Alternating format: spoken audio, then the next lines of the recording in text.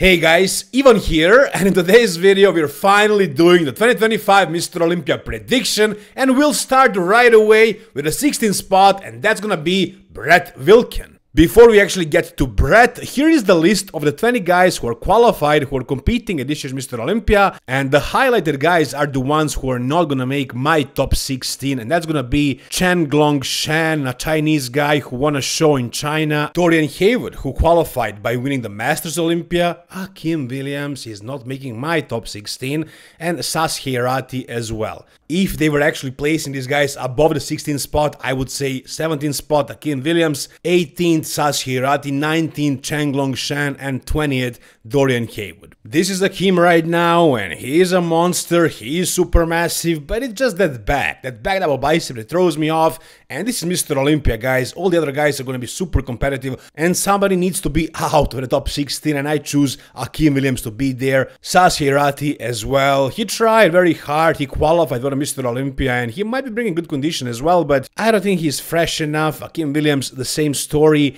and I think he did something to his arms here. I don't think they looked like this before. I think he did something to mess them up, but we'll see about that. Anyways, 16th spot, Brett Wilkin.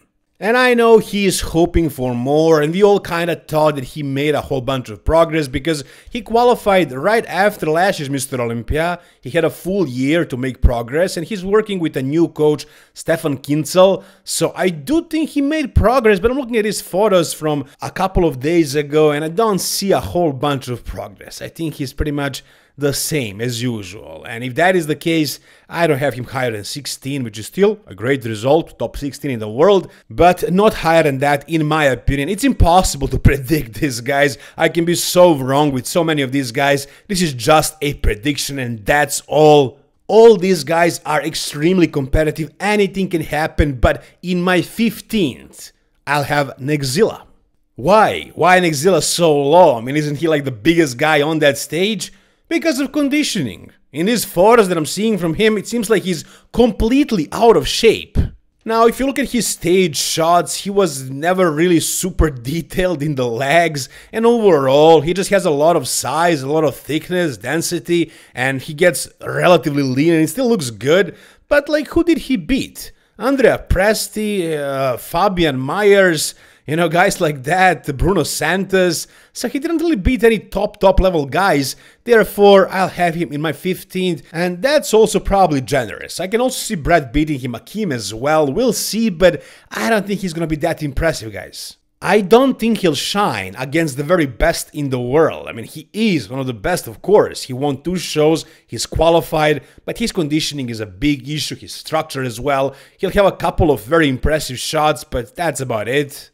And also, it seems to me like he's exceptionally soft at this point in prep. I mean, a couple of days before the Mr. Olympia. He looks like he has no definition anywhere. But again, that's Rubio, he's never super shredded, he has the size, the freak factor, but at a Mr. Olympia, I don't think it's going to be enough to place higher than 15th. In my 14th spot, I'll have Brandon Curry. I'm calling it this year, Brandon Curry is going to fade away. In his Instagram videos and photos, he looks decent, like he looks pretty big and pretty well conditioned. He still has his shape, his size, basically, and I think he's gonna be decent for sure, but I think this year we'll notice some new atrophy, because it has to happen at some point, and maybe this is the year, we'll see, but it seems like he was on a down path for quite a few years, and he was getting away, I think, with his name as well. I think this year the judges won't reward him just because he won the Mr. Olympia. I think they'll punish him and basically let him know that he's no longer competitive against the younger guys. I think this is it for Brandon Curry, but again, I could be very wrong, that's just my prediction. In 13th, that's right, out of the top 10, I'll have Regan Grimes. And we got the most recent physique update from him, and you know, it's usual Regan Grimes, but I don't think he's super shredded, I don't think he's bigger. Now, yes, Regan's conditioning usually does look better on the stage compared to his IG photos and videos, but still, against all the other guys, I don't have him in my top 10. I'm sorry, guys. I know he has a lot of fans, but that's the way I see it. I think he'll place 13th this year. In my 12th spot, I'll have Jordan Hutchinson. And here is an update from him at 2 weeks out of the Mr. Olympia. He is definitely bringing really good conditioning, great completeness, good fullness and size. Jay Cutler, I think he had this guy in like top 6. Which is, I think, an overstatement, but maybe there is something to it. I respect Jay Cutler's word, but not to that extent. I don't think he's going to be top 6, but I can definitely see him close to top 10, and in my prediction, he's taking 12th spot. In 11th, I'll have Tonio Burton. This time around, not making the top 10, but very close to it. I know this guy should not be ignored. He is very, very impressive. He has crazy shape, good conditioning always, quite a lot of size as well. This is him at 1 week out of the Mr. Olympia, and he's bringing it for sure. But it's just this lineup, guys. I can't have him higher than 11th because in 10th, cracking the top 10, we have Urs Klecinski. Now, there are a couple of photos, recent photos from Urs, but I don't think we need to see those photos because bringing condition for Urs is not gonna be a trouble. This guy was making the classic physique weight up until last year. It's gonna be all about what he chooses to bring. Will he go with super crazy fullness like Italy or more of a crispy look like Germany? I would go with fullness in this situation against the mass monsters, but him and his coach, I'm sure, have a plan, and this one, having Urs in my top 10, is more of a wish, to be honest. I'm hoping he'll make the top 10. I don't know how realistic that is, but considering his presentation, his posing, his shape, his small waist, his muscle bellies, and also his commitment. Like, he's the only bodybuilder I ever heard speak about how he's actually focused on other bodybuilders. And he's actually planning on doing the posing in a different way depending on who he is compared to. So imagine that level of commitment, of practice. So his posing, his presentation, his overall stage presence, his polish, and also his charisma on that stage are gonna take him a long way, and that's why I have him in my top 10, even though some other guys are probably bigger than him, maybe have better bodies, certain parts more developed, like the back, but still, all things considered, I think Urs is going to make a surprise and place at least in the top 10. Again, I have no idea how reasonable this is, because we haven't really seen him compared to the very best in the world, but I think it's possible. I also hope it happens, and I think he's going to be at least top 10, if not better, but let's be conservative, let's say top 10 for Urs Klecinski. In my 9th, I'll have William Bonac. William Bonac is a safe bet always. This is going to be his last Mr. Olympia, so I'm expecting him to go all out with this one. Based on his Instagram photos, he looks good. I don't think he's going to fail this year, not like Brandon Curry. I think he's going to bring it, and the best I can see from William Bonac this year is going to be 9th. Alright, now it gets interesting. 8th spot is gonna be, in my opinion, Good Vito, with a fresh update right here from 38 minutes ago. Good Vito seems to be bringing it for sure. This photo was taken under some day lighting, so you can't expect him to look gnarly or grainy, but you can also see how thin his skin is. This kind of lighting shows you exactly how much in shape somebody is, and Good Vito is in shape. And for a small guy, for a short guy, he packs on a ton of muscle. He has good proportions, like small waist, small joints, crazy big legs, crazy massive arms, not that great of a back, and that's why I don't have him higher than 8, but still, top 8 at his first Mr. Olympia, a phenomenal result. In my 7th, I'll have Andrew Jacked. We don't have any updates from Andrew Jacked. All of his photos are in a hoodie like this. I don't know what the hell is he doing, why is he hiding so much, but there you go. We can see his face though, when people are sending me these photos and telling me that he's in shape because he has a dead face. I don't think this is much of a dead face. I think he's just getting old. This is just wrinkles.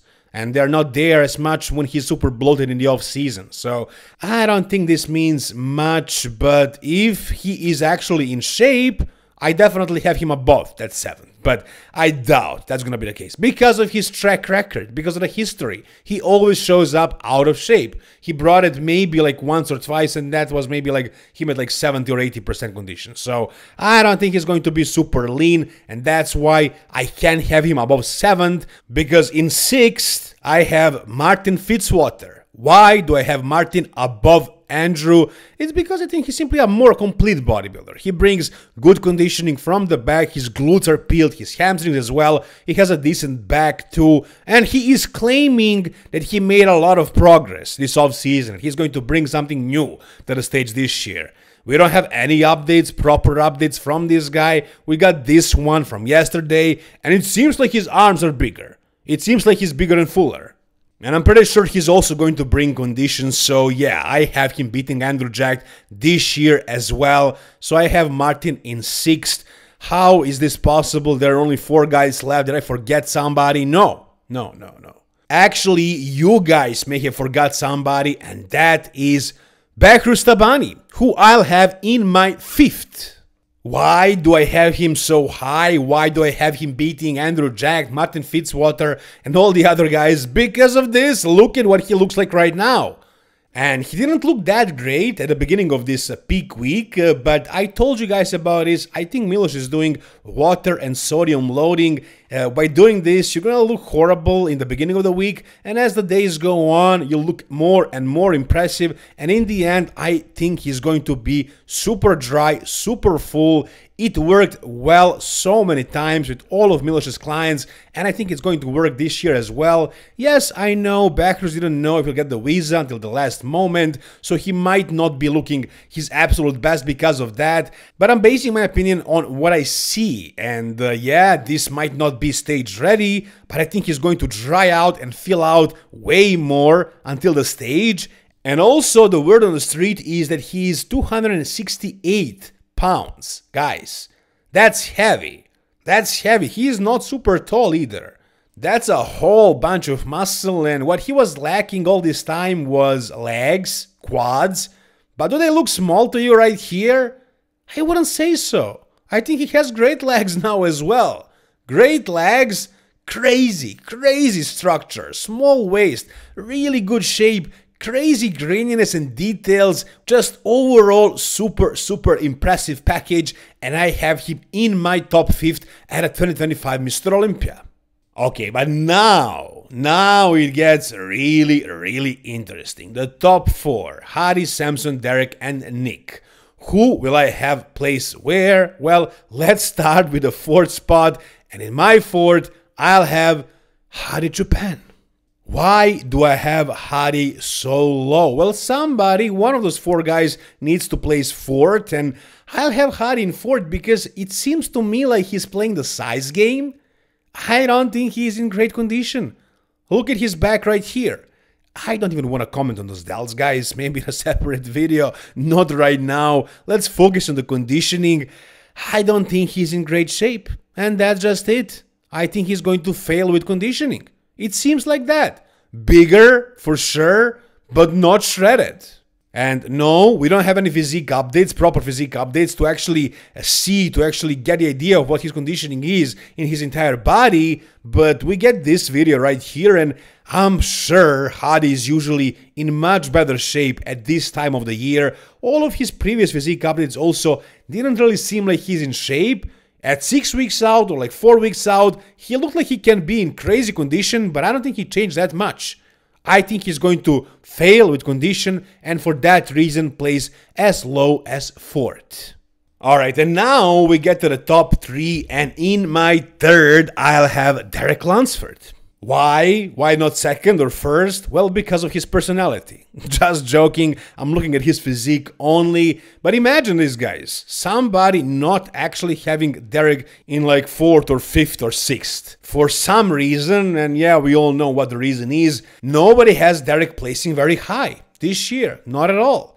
But if we are realistic, if we focus only on his physique, he definitely has a great physique, guys. I mean, he just beat Samson Dauda, he beat Nick Walker as well. So on paper, he should be the favorite, I guess, to win the Mr. Olympia, but not a lot of people want to admit that. Me, personally, I think he's going to be on, because in these photos, his most recent ones, he looks full, he looks shredded as well. I mean, he's never really super crisp like in the arms and shoulders and chest, but his back is shredded and his glutes are peeled as well. What is important for Derek is for him to bring the fullness in the legs, and everything else will just be fine.